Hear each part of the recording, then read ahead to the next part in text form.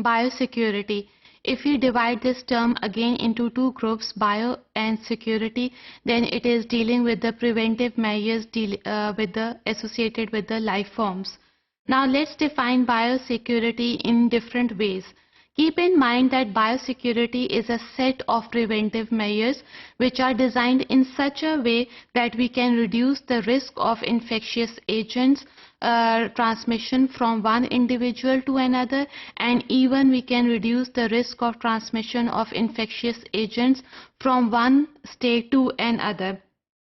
Now biosecurity can be defined in another way as it is a security against the inappropriate use of potentially dangerous biological agents. For example, infectious agents that cause anthrax, brucellosis.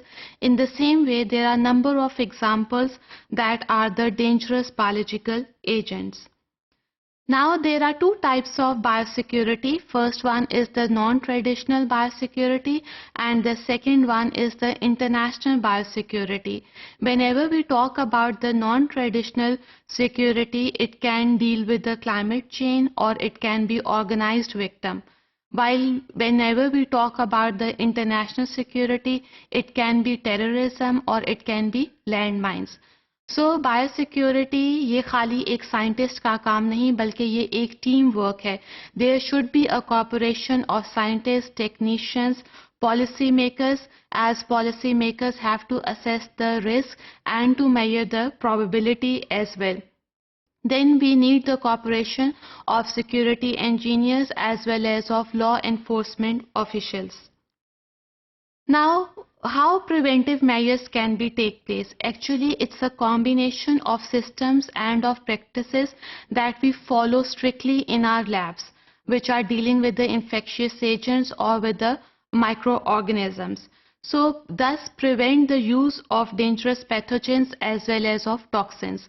So, biological weapons or biological infectious agents are not only the organisms, but these can also the toxins produced by the microorganisms. Let's take an example of staphylococcal enterotoxin B that is very dangerous and it can be used as a form of bioweapon as well. So here biosecurity is required not only for the infectious agents but also for the toxins produced by the infectious agents. Now, there are three types of biosecurity. First one are the laboratory biosecurity programs.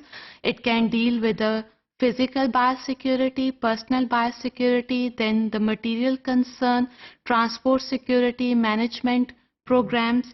And whenever we talk about the animal security, we prevent the transmission of diseases from animals to animals and even from animals into the environment.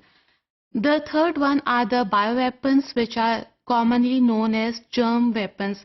It includes all the infectious agents and the toxins produced by those infectious agents. Now, biosecurity have to face number of challenges. Why is it so? This is because of the massive advancement in the field of medicine, and this lead to the number of technologies invention. So, challenges are there because of the availability and accessibility of potentially harmful technology. फिर challenges biosecurity के लिए बढ़ते जाते हैं जब हम biosafety levels related to laboratory we started proliferating them. So again the challenge is there when there is proliferation of high biosafety level laboratories.